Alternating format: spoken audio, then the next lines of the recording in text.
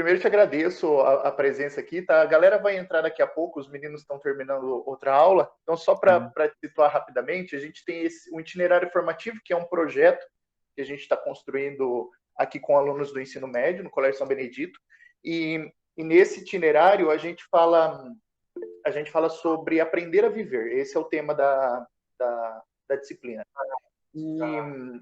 E a ideia é pensar assim, como a arte, de modo geral, pode ajudar a gente a enfrentar essa pandemia, a literatura, a música, a filosofia, a espiritualidade. Então, a gente está trazendo algumas pessoas para conversar com os meninos. Eles são um pouquinho tímidos, eles vão chegando aqui, vão fazendo perguntas, vão interagindo, essa é a ideia.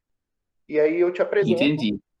E daí a gente começa a bater papo sobre música, enfim, você pode falar aí como é que a música pode ajudar a gente nesse momento que a gente está vivendo, tem muita coisa para compartilhar. Ah, que legal. É a primeira vez que eu faço reunião pelo Google Meet, então eu estou tentando achar uma forma de me ver e ver vocês.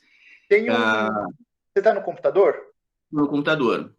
Tem Se você passar o dedo na tela e o mouse na tela, tem 3 bolinhas do lado ali, e você vai poder apertar e vai ter alterar layout. Você pode escolher o layout mosaico, e no layout mosaico você consegue ver todas as carinhas ali. Maravilha. Consegue ver você, a Carol já está aqui, o João está chegando, o pessoal tá tem um chat também, às vezes eles interagem por chat, as mensagens sobem aí na tela para a gente.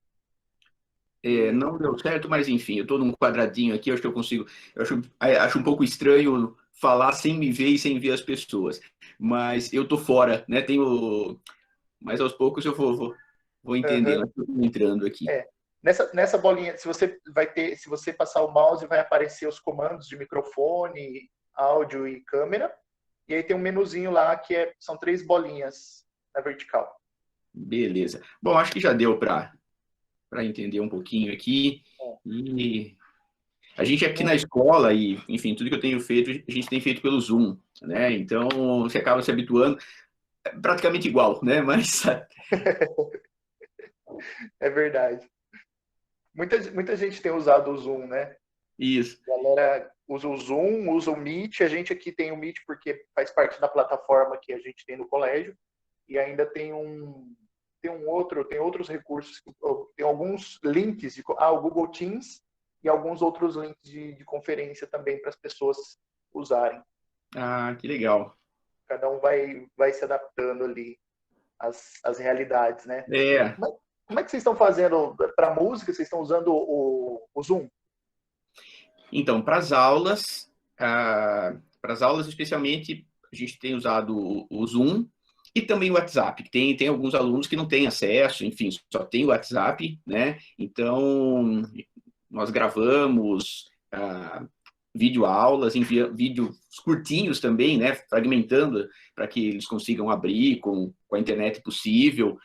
E também muito material em PDF, que a gente vai mandando os PDFs, links para quem tem acesso, enfim. Agora, para a orquestra, para os ensaios, para as gravações, a gente tem feito através de gravações de áudio, a princípio, e edição, onde a gente vai fazendo uma sobreposição das partes, e aí fazendo as correções, chamando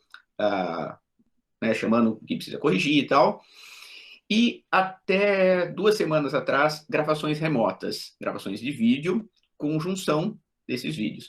Agora, essa semana, a gente está começando com gravações presenciais dos concertos, com número reduzido, seguindo todo o protocolo, né?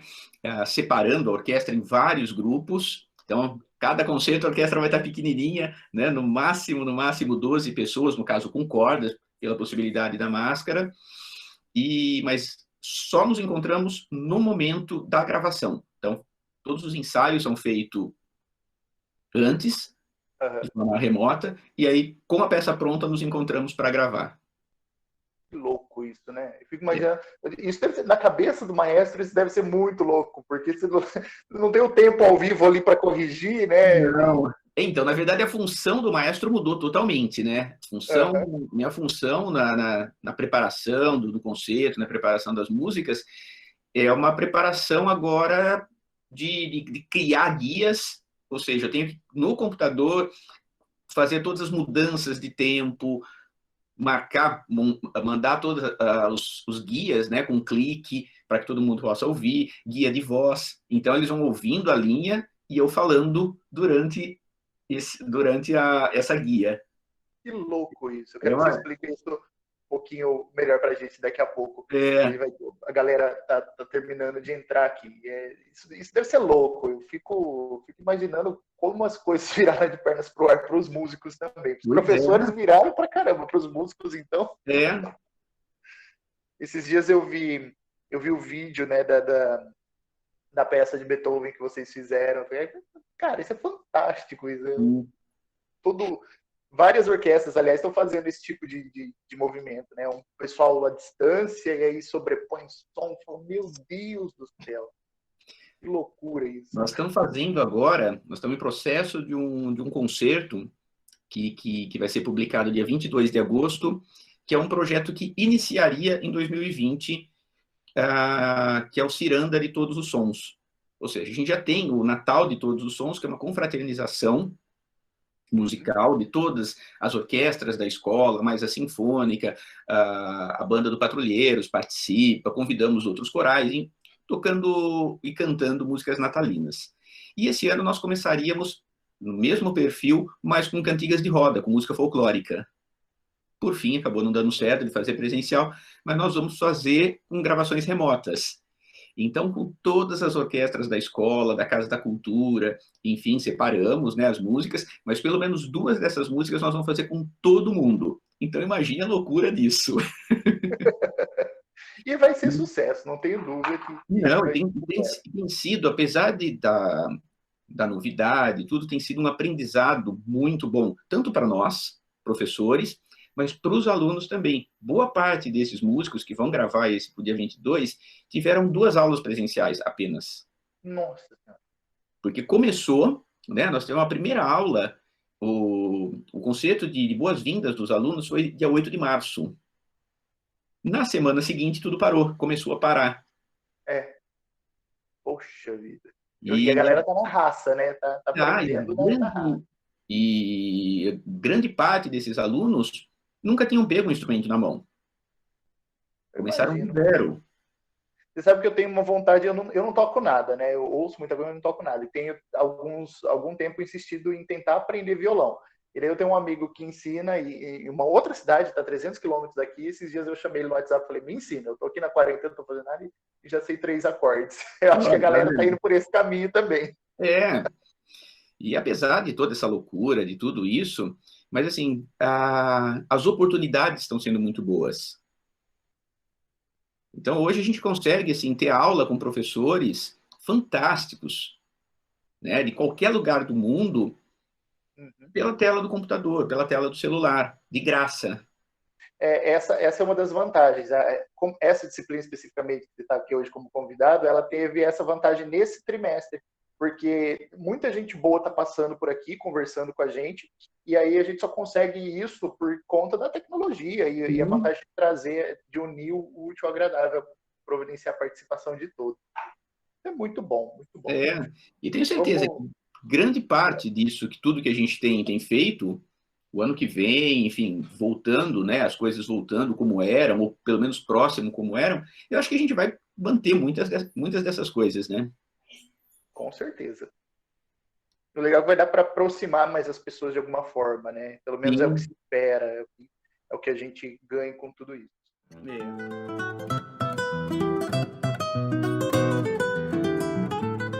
Acho que a nossa galerinha toda já chegou por aqui. Então vamos lá. Pessoal, muito bom dia a todos. Sejam todos bem-vindos a mais um encontro do nosso itinerário Aprender a Viver. Hoje nós fizemos uma pequena alteração na agenda, né? Nós receberíamos hoje o Padre Marcos Ramalho, mas por conta de compromissos com a igreja, ele não pôde estar presente, e consegui fazer com que o nosso convidado do dia 20 viesse aqui para o dia 6, o maestro Rodrigo Miller. O Rodrigo, ele é músico instrumentista, ele é arranjador, diretor musical e regente da Orquestra Sinfônica aqui da cidade de Limeira. Ele tem um currículo extenso e muito rico Em termos de experiências musicais, tocou em cidades como Jundiaí, Americana, Rio Claro, Sumaré, enfim, trabalhou com várias orquestras e recebeu importantes prêmios pelo seu trabalho. Aqui em Limeira ele foi laureado com o Troféu Fumagalli em 2010, recebeu também o título de Cidadão de Limeira em 2011, pelo conjunto de todo o trabalho que ele presta à cidade, e também ele foi condecorado com a Ordem do Mérito Cultural Carlos Gomes, no grau de comendador. É um cara que já dirigiu óperas, dirige uma orquestra, está se reinventando nesse momento de pandemia, como vocês perceberam aqui no nosso papo de boas-vindas, né, na nossa introdução. E ele vem hoje para falar um pouquinho com a gente de como é que a música pode nos ajudar a enfrentar a pandemia nesses momentos. Eu gostaria que vocês recebessem com muito carinho, interagissem durante o nosso bate-papo aqui, como a gente sempre tem feito, o nosso amigo maestro Rodrigo Miller. Rodrigo, seja muito bem-vindo. Oi, um bom dia, muito obrigado, Márcio, obrigado pelo convite. E é sempre muito gostoso, é sempre muito bom falar de música, principalmente falar de música de concerto, falar do trabalho realizado por uma orquestra sinfônica, que ainda, de certa forma, existe uma certa distância, né, da música de concerto, do palco, do teatro, com grande parte da população, né? Então, há muito tempo, a Orquestra Sinfônica de Limeira esse ano completa 25 anos, um ano que tínhamos preparado aí uma temporada comemorativa, uma temporada especial para esses 25 anos, que infelizmente não está sendo possível de realizar presencialmente, mas estamos adaptando de outras formas, né? E dentro desses 25 anos, uma preocupação que eu sempre tive, desde o primeiro concerto, foi de aproximar a orquestra de todo o público. Nós trabalhamos, o produto da orquestra é a música e o consumidor é o público.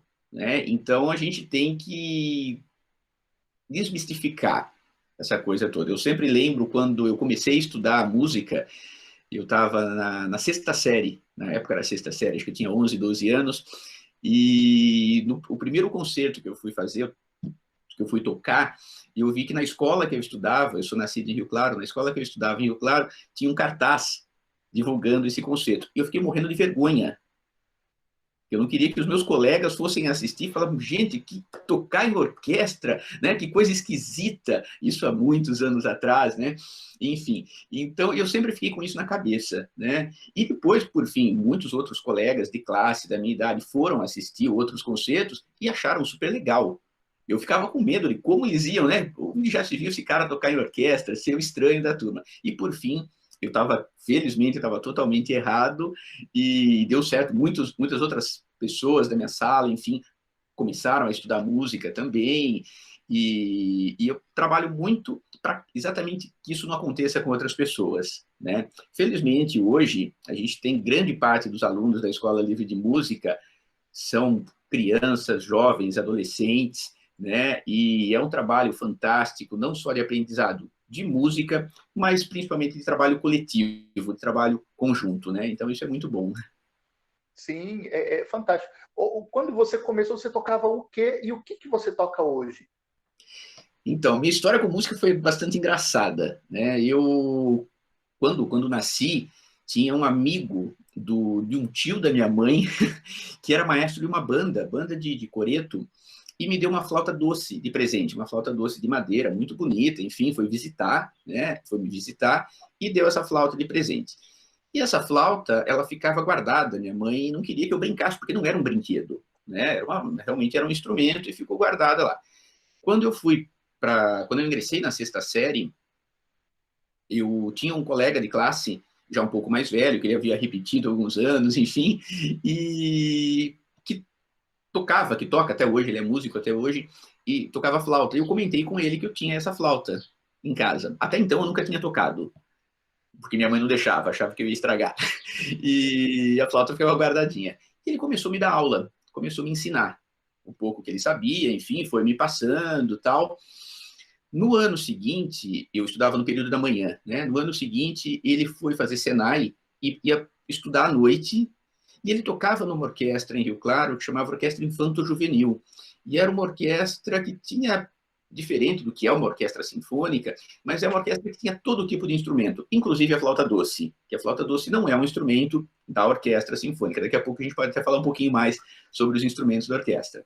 Enfim, eu comecei a tocar, foi nesses meses aí que aconteceu de ter o concerto, eu ficar envergonhado, enfim, e passei a conhecer um outro universo, né? Não só de música erudita, de música de concerto, enfim, mas de música de um modo geral, né? Para que vocês tenham uma ideia, através de passar a estudar em orquestra, eu aprendi a datilografar, que na época não tinha computador, a gente datilografava as coisas, eu aprendi a fazer café, aprendi um monte de coisa, né? Comecei a ouvir mais e a gostar mais de música popular brasileira, né? De Tom Jobim, de Caetano Veloso, de Chico Buarque, Dorival Caymmi, enfim, tudo isso eu aprendi dentro do ambiente da orquestra sinfônica.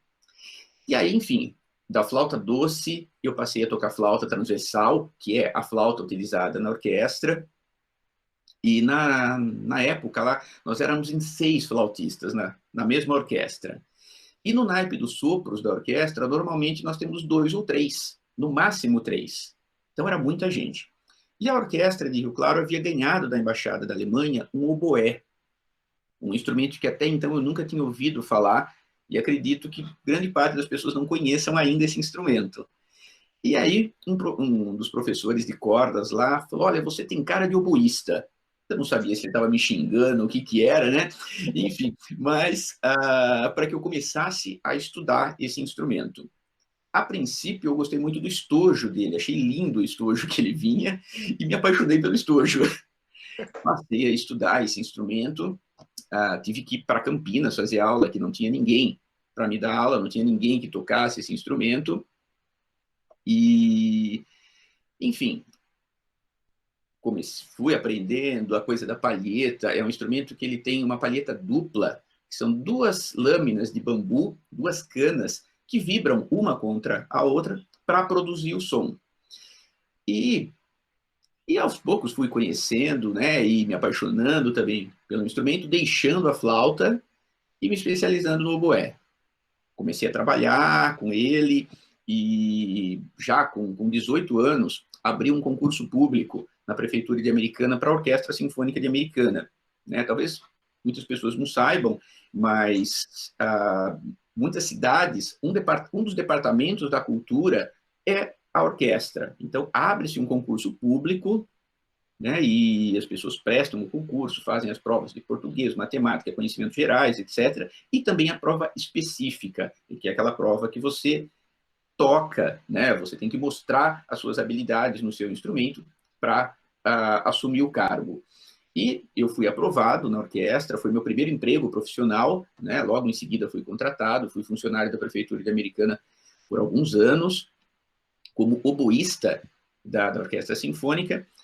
E nesse meio de tempo, eu já estava começando a estudar regência. E o maestro da Orquestra de Americana, na época, o maestro Parcival Módulo, uma formação fantástica, uma pessoa incrível, uma pessoa de conhecimento, né, passou a me dar aula. Eu consegui ter aulas com ele. Então, uma hora antes do ensaio, nós fazíamos a nossa aula, e, enfim, ele foi terminar o doutorado dele na Alemanha, se ausentou da orquestra e pediu que um mês antes do retorno dele para assumir a orquestra, eu preparasse o programa que ele ia reger. Por fim, ele acabou tendo uns problemas políticos na época com a secretaria lá, enfim, e acabou não reassumindo. E eu, de oboísta, acabei ficando por um tempo regendo a orquestra. Nesse mesmo período, eu estava começando a surgir um projeto que existe até hoje no estado de São Paulo, que chama Projeto Guri. Não sei se vocês já ouviram falar. E Limeira foi o primeiro polo do interior paulista a ter esse projeto. E eu sempre tive como foco dos meus estudos o ensino coletivo. Ou seja, a formação de orquestra. Você começar a estudar um instrumento já com o propósito conjunto, já em grupo. E isso foi muito interessante no início, do projeto Guri para as pessoas que estavam organizando. Enfim, aí eu fui convidado a desenvolver esse método ligando o ensino da música a um projeto social. Então, um projeto sociomusical. O ensino da música através de comunidades carentes, enfim, né? E isso tomou um tempo muito grande. Então, eu acabei deixando de tocar. O tempo que eu tinha era tão curto que não dava tempo de pegar o instrumento, né? Quando você estuda um instrumento, quando você trabalha com ele, você precisa de uma dedicação diária, no mínimo 1 hora por dia de estudo, para se manter, pelo menos se manter tocando. E nesse período de tanto projeto, de tanta coisa para fazer, acabou não dando certo de estudar. Então eu fui me distanciando do oboé e cada vez me aprofundando mais nos estudos de formação musical, de ensino musical e de regência.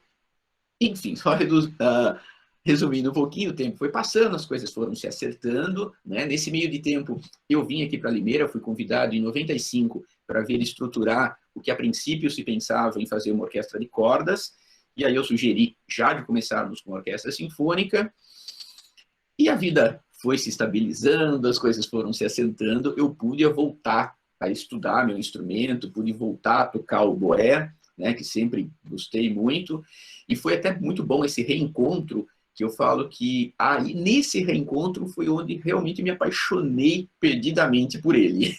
Né? Então, hoje eu consigo, né, aliar assim, tanto a minha vida como instrumentista, como oboísta, flautista, voltei a tocar flauta também, né, depois de um tempo, e a parte de professor e de regente. Que maravilha. É uma trajetória bonita, né? A gente vê como vai evoluindo o trabalho e você consegue tanto cuidar da parte instrumental quanto fazer esse trabalho social, trazer isso para perto e trabalhar com a formação do músico. Você falou que trabalhou naquela orquestra no começo lá, que não tinha uma flauta, que não era um instrumento adequado para ela. E aí eu me lembro de algumas coisas que eu já vi e ouvi sobre orquestras, etc. e tal.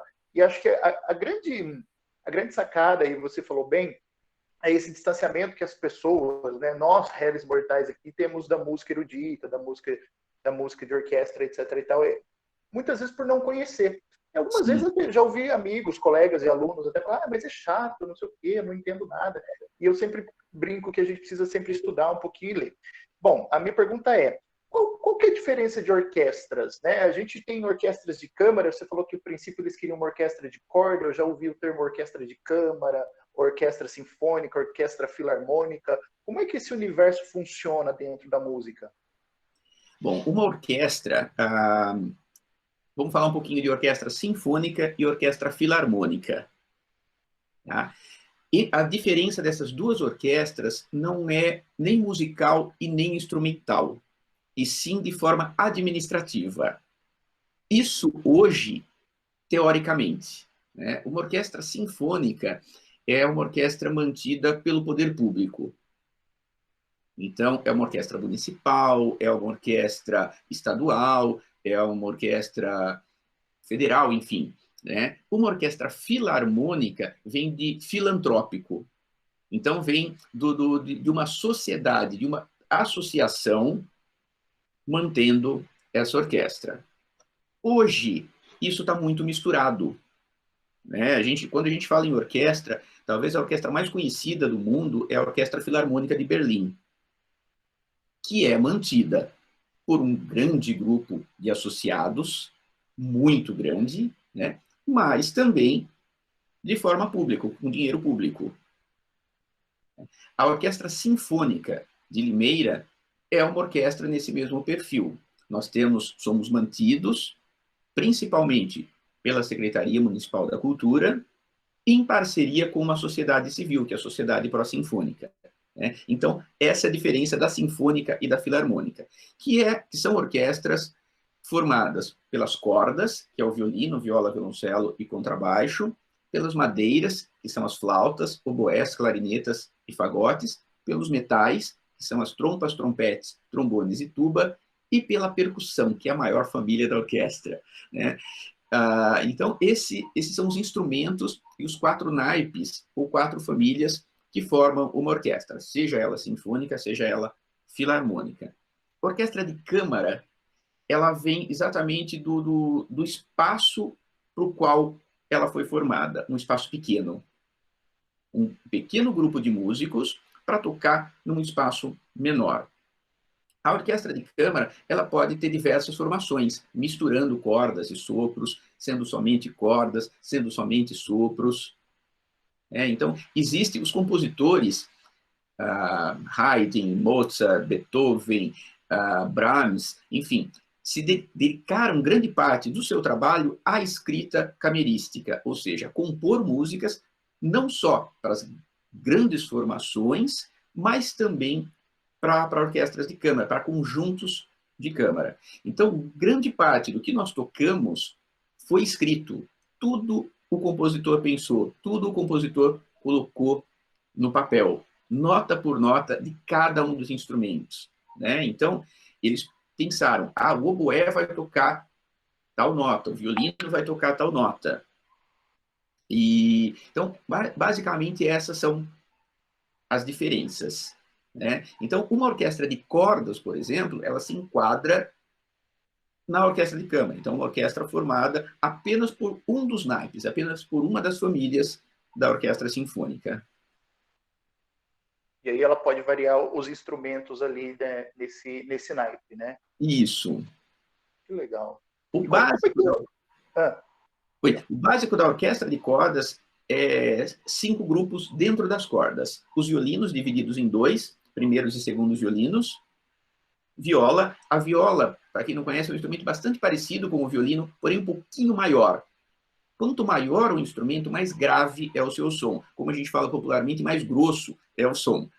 Depois nós temos o violoncelo, que é aquele que eles tocam sentado, aquele instrumento grande que fica apoiado no chão, e o contrabaixo, que não é o contrabaixo elétrico, a guitarra baixo, mas sim o maior instrumento das cordas, aquele que toca-se de pé. Que é muito bonito, né? Muito elegante também. Sim, é o alicerce da orquestra. A Lívia mandou uma pergunta aqui, ó. Você sabe tocar todos os instrumentos? Não sei, Lívia, eu gostaria muito. Na verdade, assim, eu conheço o funcionamento de muitos deles, mas, assim, para a gente tocar, como eu falei, a gente precisa se manter estudando, a gente precisa ter um tempo para estudar todos eles. Então, nos meus estudos, o meu instrumento é o oboé, é o instrumento que eu toco profissionalmente até hoje, e também a flauta, agora também a flauta. Depois eu conto, se der tempo, eu conto um pouquinho dessa volta para a flauta. E eu estudei contrabaixo para conhecer, principalmente a questão de arco, principalmente a questão de dedilhado, e estudei violino para conhecer. Por que isso? Porque quando você está regendo, você precisa sugerir, você precisa pedir coisas para a orquestra. E é muito importante que o maestro tenha esse conhecimento de um instrumento da família das cordas, de um instrumento da família dos sopros, da percussão e de um instrumento harmônico. O que é esse instrumento harmônico? Um piano, um violão, um teclado. Por quê? Porque quando a gente vai estudar, a partitura do maestro é uma partitura que tem as partes de todos os instrumentos. Então, antes de eu chegar no primeiro ensaio, eu preciso estar com a música pronta na minha cabeça. Então, você tendo um instrumento ali que possibilita você tocar várias notas ao mesmo tempo, acaba facilitando muito esse estudo. Mas o meu instrumento, respondendo diretamente a sua pergunta, é o oboé.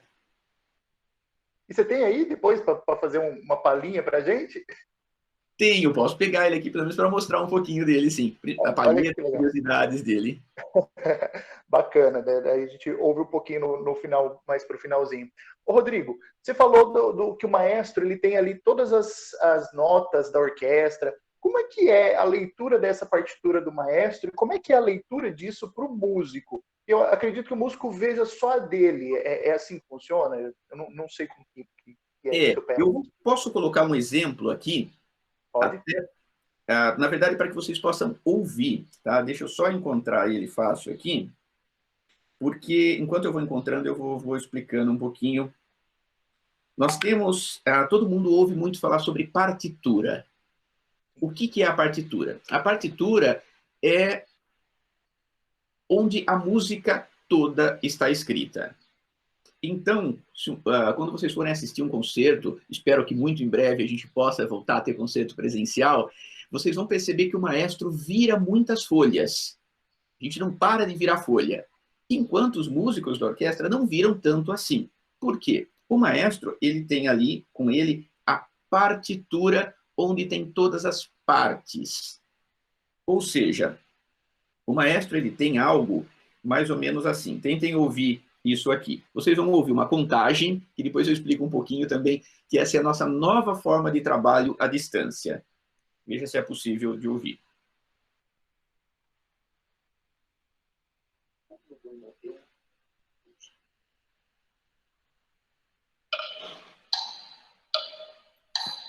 Um, dois, três, quatro.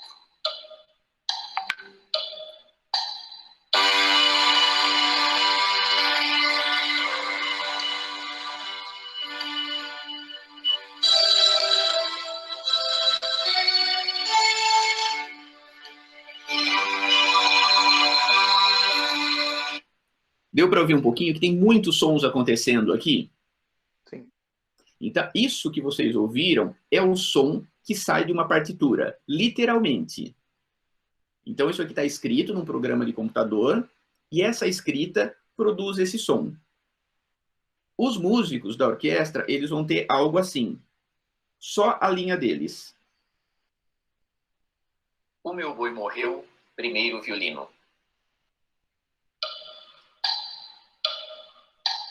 Um, dois, três, quatro.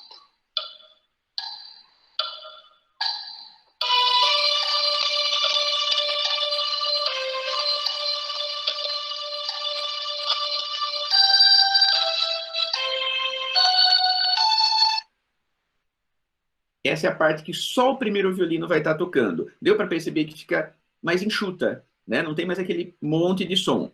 Essa é a parte que o segundo violino vai estar tocando. O meu boi morreu, segundo violino.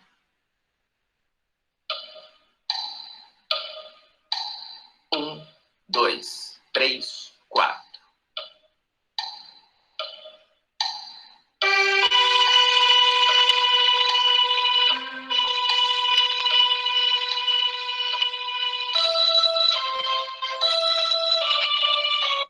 Deu para perceber a diferença já das partes?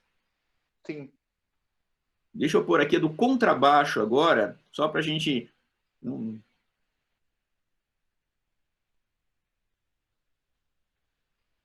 O meu boi morreu, contrabaixo.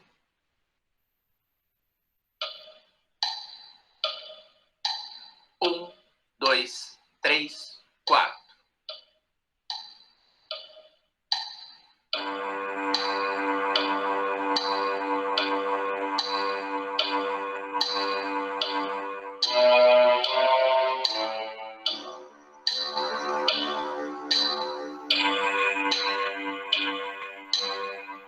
Ouvindo assim, parece que não tem nada a ver com aquilo que nós ouvimos anteriormente, né? Porém, essa somatória é que dá o resultado do conjunto da orquestra.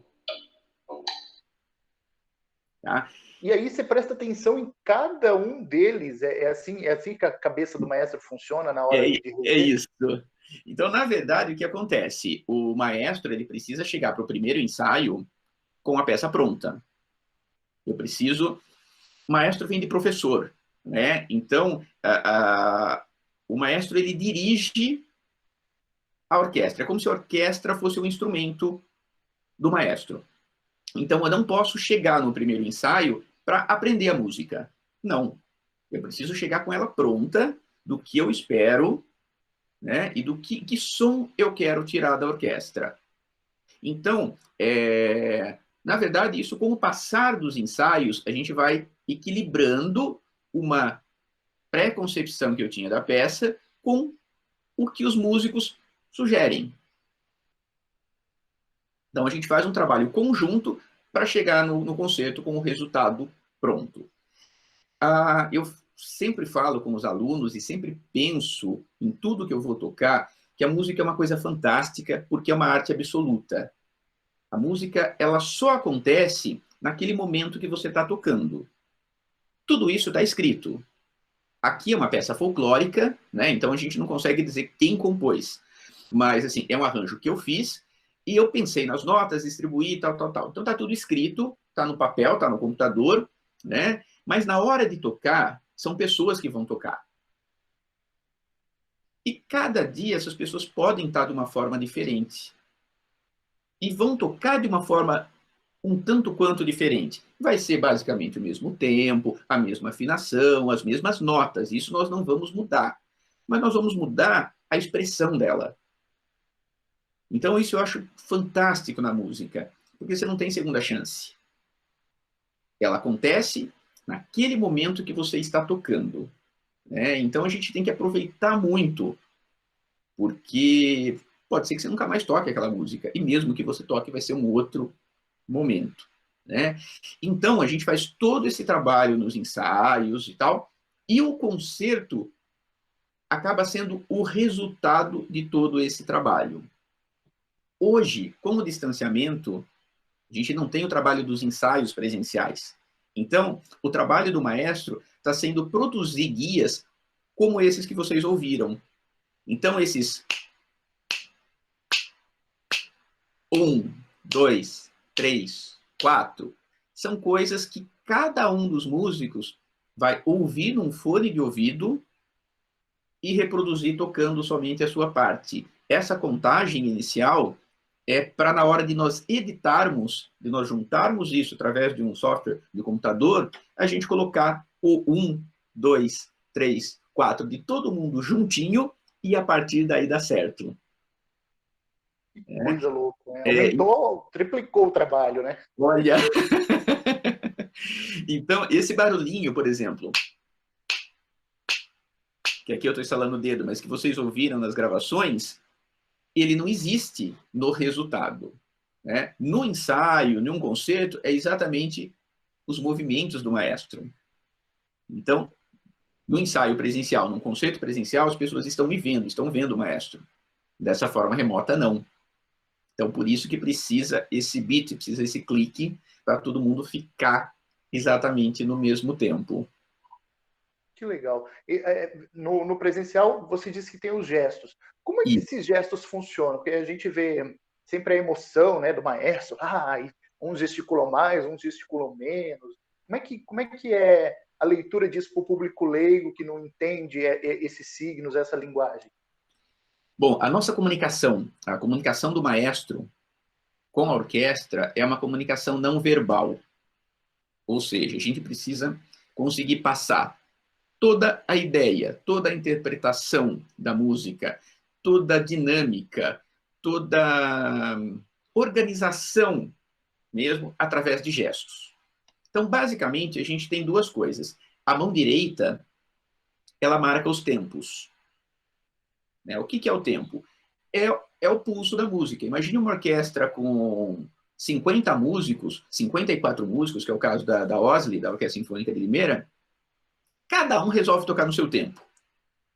Cada um está com um batimento cardíaco diferente, uns estão com pressa, uns são muito tranquilos, ia ficar uma bagunça, ia ficar uma loucura. Né? Então, é o maestro que marca esse tempo, que dita esse tempo através do gestual. Né? Então, basicamente, a mão direita do maestro faz isso. E aí nós temos diferentes formas de organizações de tempos. Nós temos o compasso quaternário, onde nós temos 4 tempos, a música organizada de 4 em 4 tempos. Nós temos o tempo ternário, que é mais ou menos uma valsa. Tchan, tchan, 1, 2, 3, 1, 2, 3, 1, 2, 3. Né? Nós temos o tempo binário, enfim, diferentes tipos de músicas que organizam tempos diferentes. E de acordo com cada uma dessas organizações, é o gestual que o maestro faz. Eu não sei se todo mundo consegue ver bem minha mão aqui na tela, mas numa música organizada, por exemplo, em 4 tempos, o maestro vai fazer 1, 2, 3, 4, 1, 2, 3, 4, 1. Numa música em 3/4, o maestro vai fazer um gesto um pouquinho diferente, movimentos um pouco diferentes. 1, 2, 3, 1, 2, 3, 1. Numa música em 2/4, é diferente ainda.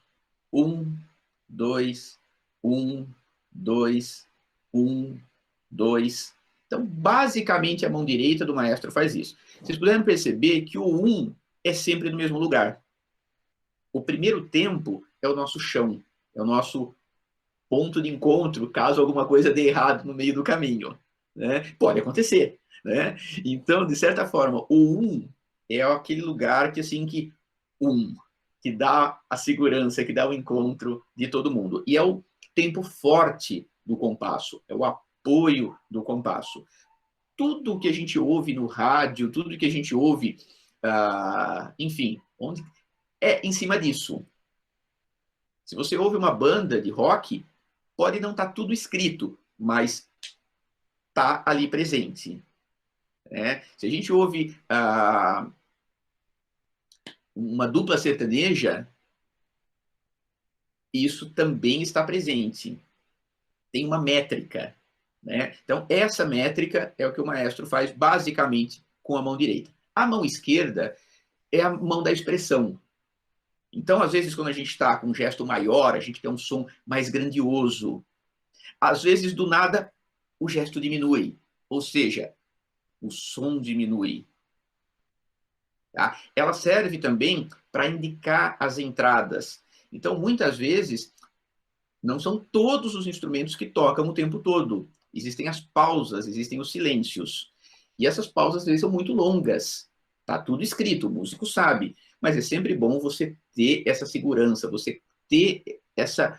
compartilhar a música, né? E o maestro dá essa segurança. Então, ele vai direcionar, mostrar quem vai tocar naquele momento.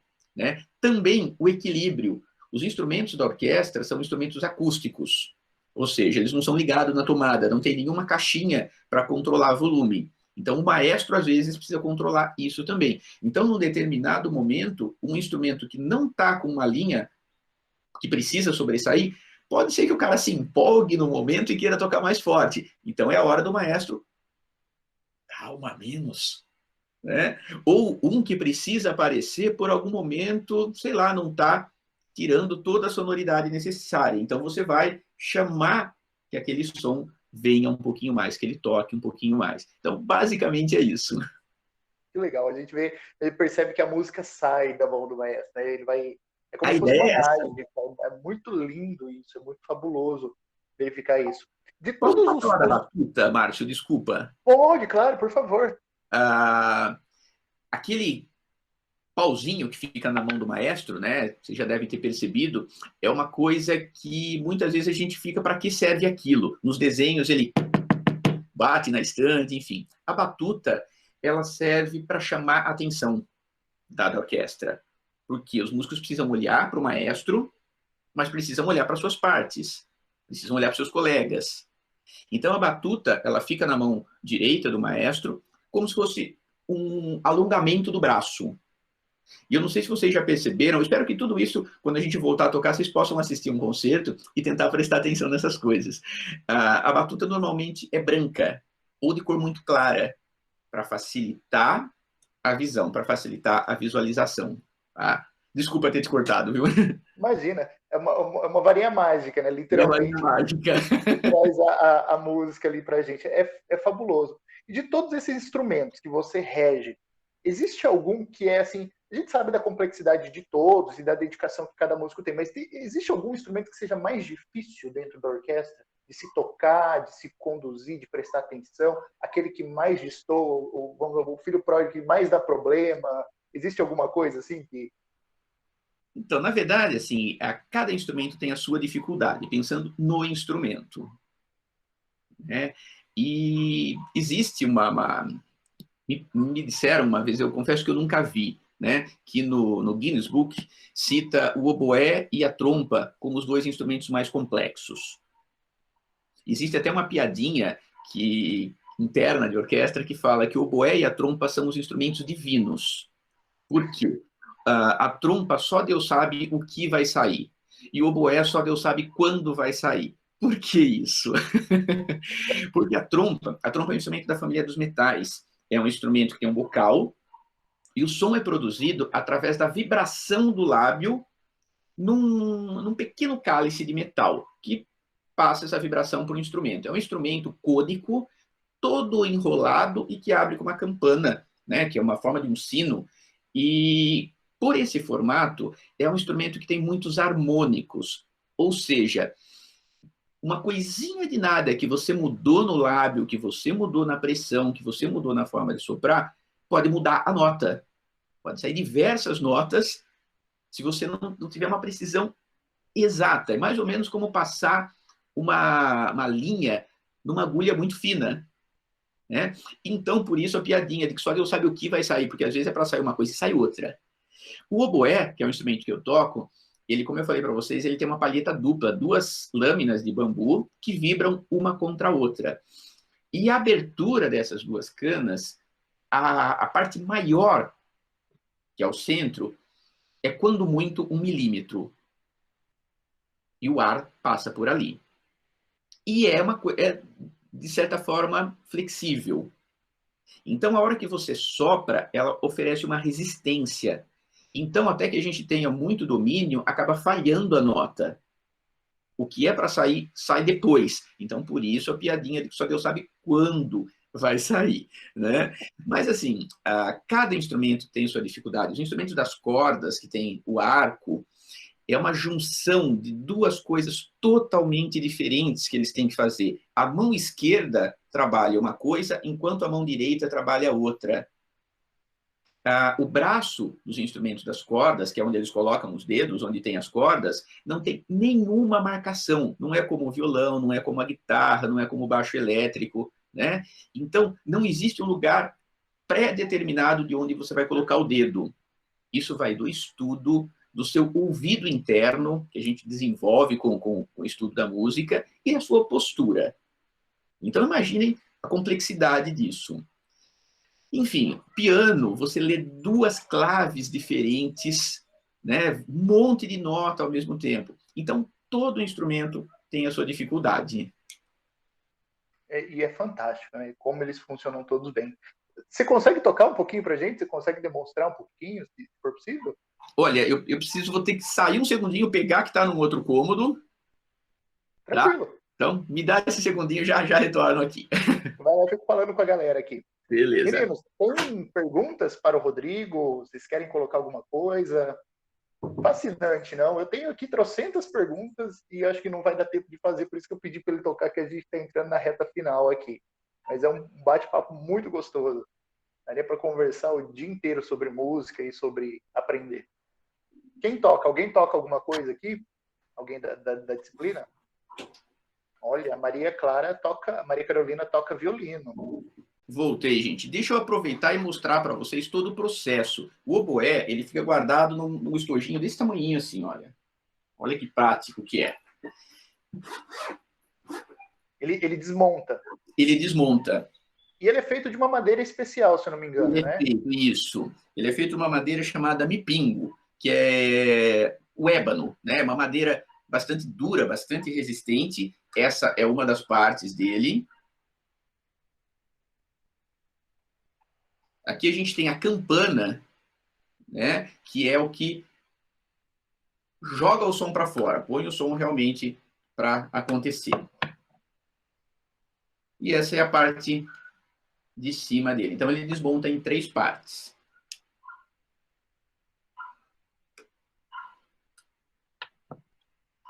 O oboé, como eu falei para vocês, ele tem uma palheta. E essa palheta, para ela vibrar, ela precisa ficar um tempinho na água. Porque ela fica seca e aí ela não vibra como deveria vibrar. Então, essa palheta é de metal. Não, é de bambu. Bambu. Bambu. É isso aqui, olha, não sei. Dá para ver. Dá para ver, né? Infelizmente não vai dar para ver a abertura dela, né? Mas é essa pecinha aqui, é isso aqui, e é um tubo com cortiça, é um tubo de metal revestido com cortiça, com 2 pedaços de bambu amarrados com uma linha aqui. Esse processo todo de confecção é o próprio oboísta que faz, nós que fazemos. E é ela que faz o som. O oboé, tudo isso aqui, sem a palheta, não sai nada. Que louco.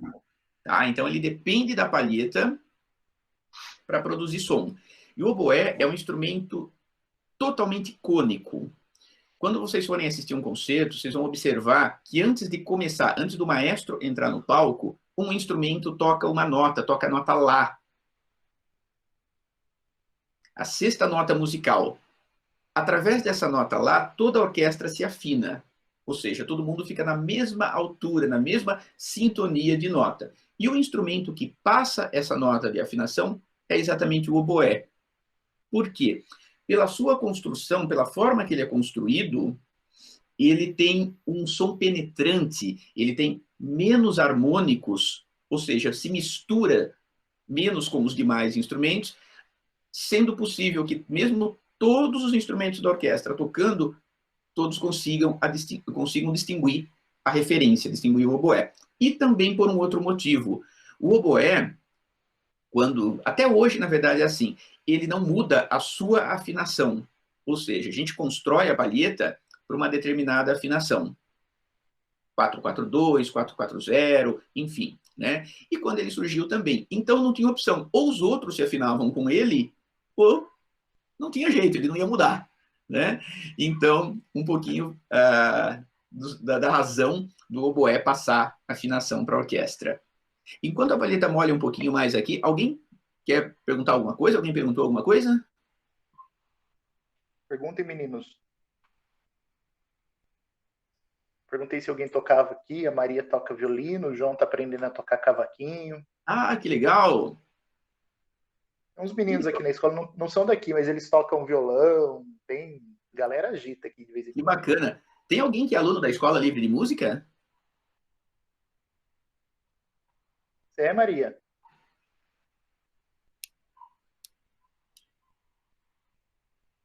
Não. Que bacana.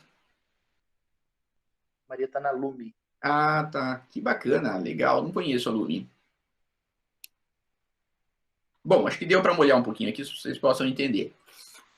Então, a palheta do oboé, ela produz sozinha, ela produz um som desse jeito horroroso, que é o quê? Essas duas canas, esses 2 pedaços de bambu, vibrando um contra o outro. Porém, quando a gente coloca ela no oboé, aí ela vai transmitir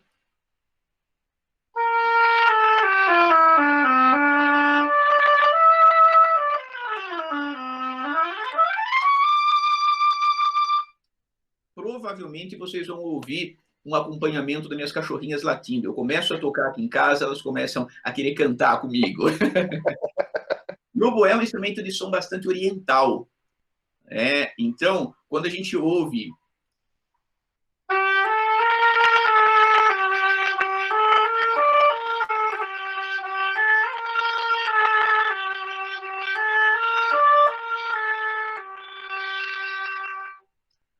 atribuído à flauta, não é. Os filmes e os desenhos estão nos enganando. Na verdade, o som é aqui do oboé, né? E que aparece aí com a flauta tocando. O oboé é o mesmo que faz o encantamento de cobra? Exato, exato. Aquele... Ah, que legal. É um instrumento de origem oriental, um instrumento bastante antigo, e que tem hoje esse formato, que é o sistema Bohem, que é basicamente do final do século XVIII, início do século XIX, que aí foi levado para todos os instrumentos da família das madeiras, ou seja, o sistema de chaves, né, que é essa parte de prata, que é o que faz toda a combinação de fechar, de aumentar ou diminuir o instrumento. O que acontece? Nós falamos um pouquinho sobre as cordas, né, e eu falei que quanto maior o instrumento, mais grave o som, quanto menor, mais agudo. Ou seja, quanto maior, mais grosso, quanto menor, mais fininho, mais agudo. Acho que todo mundo já viu uma flauta doce, deve ter uma flauta doce em casa. Né? O que é? É um tubo todo furado. Então, imagine, se você tampa todos os furinhos, o ar vai percorrer o caminho inteirinho do tubo. Ou seja, ele é maior. Você aumentou o tamanho do trajeto do ar. Se você vai abrindo, o ar começa a vazar antes de chegar no final. Você vai diminuir o tamanho do tubo, vai diminuir o trajeto do ar. Ele vai ficando menor, ou seja, ela vai ficando mais aguda. Se você abre tudo, o ar nem chega lá no final, ele sai antes. Então ele ficou mais agudo ainda. Num instrumento como esse, não tem dedo que chegue aqui embaixo. Então existe todo um serviço de mecânica. Vocês conseguem ver essa chave mexendo? Sim. Então, é o meu quarto dedo da mão esquerda que aperta uma chave aqui em cima que aciona essa chave aqui de baixo. Então, é todo um mecanismo, né, que foi estudado, continua sendo desenvolvido. Né? Esse instrumento que eu toco, ele foi desenhado e projetado por um dos maiores oboístas da atualidade, ele chama Albert Mayer. Ele é o primeiro oboísta da Filarmônica de Berlim. E ele desenvolveu esse desenho, mudando algumas coisas dos instrumentos tradicionais, né? E aí um fabricante alemão, o Frank Mayer, comprou a ideia, né? Gostou da ideia e passou a desenvolver esse instrumento que recebe o nome desse oboísta, que é o Albert Mayer. Que legal isso. E na minha ignorância eu achava que os instrumentos estavam prontos, assim, foram criados e ficou naquilo. Na verdade, sim, vai surgindo muitas vezes assim coisas que caem em desuso com o tempo, voltam a ser usadas depois. Né? Então, nesse instrumento mesmo, assim, a gente tem mais madeira aqui e mais madeira aqui para ter um equilíbrio entre agudos e graves. Basicamente, o modelo é o mesmo. Né? Mas aí vão mudando algumas coisas, desenho das chaves para facilitar algumas digitações. Eu adotei, né, tocar esse instrumento porque minha mão é muito pequena. Tem uma mão, não dá para ter ideia aqui, mas ela é muito pequenininha. Então, para mim foi muito bom. Ele facilitou muito a proximidade das chaves. O que me espanta, porque o Albert Mayer, ele é enorme. Né? A mão dele dá quase duas da minha. E acabou projetando um instrumento que facilitou muito a vida de quem tem mão pequenininha. O que é muito bom para todos nós. Pois é. Acho que o público é que ganha, né, com essas adaptações. Maravilha. Rodrigo, acho que a gente podia ficar aqui o dia inteiro falando de música. Eu tinha mais, eu acho, umas 50 perguntas para fazer, eu não fiz nem metade, mas o nosso tempo legal. É curto, infelizmente. Márcio, eu posso aproveitar e fazer um convite? Claro, por favor. Então, eu gostaria de convidar todos vocês a seguir a Orquestra Sinfônica. Nós estamos no Instagram, estamos no Facebook e temos nosso canal no YouTube. Então, quem puder se inscrever no canal, a gente tem feito postagens diárias, tanto no Instagram, que é @Sinfônica de Limeira, como no Facebook, Orquestra Sinfônica de Limeira, e os nossos concertos estão acontecendo através de postagens de vídeos no YouTube. Então, esse fim de semana, esse sábado agora, nós temos o 5º episódio de uma série homenageando os 250 anos do nascimento de Beethoven. Tá? Então, às 8 horas da noite, nós temos aí essa postagem, temos esse concerto de uma peça que Beethoven escreveu para 2 oboés, 2 instrumentos desse, 2 clarinetas, 2 fagotes e 2 trompas. Então, uma ótima oportunidade para conhecer esses instrumentos e conhecer um pouquinho da música de câmara, uma música escrita para 8 instrumentos apenas. Então, fica aí o convite para todos vocês. Com certeza a gente vai acompanhar. Muito obrigado. Valeu. Rodrigo, obrigado pela presença, obrigado pelo bate-papo, foi fantástico. Acho que a gente sai mais leve, né? A música traz essa leveza para os nossos momentos e ainda mais quando a gente começa a entender as curiosidades, as coisas todas, como funciona, isso traz mais engajamento nosso para poder apreciar melhor essa arte maravilhosa, essa arte absoluta, como você disse, que é a música. Obrigado mais uma vez. Eu que agradeço. Sempre bem-vindo aqui, espero que existam outras oportunidades para a gente bater papo e quando as coisas voltarem a gente vai lá no teatro ver vocês de pertinho e fazer uma aula em loco para ver tudo isso com os próprios olhos, assim, ao vivo, vai ser mais emocionante ainda. Maravilha, muito obrigado pela atenção de todos vocês, e bons estudos e bom trabalho para todos nós, né? Para todos nós. Um abraço, até a próxima. Tchau, tchau. Até.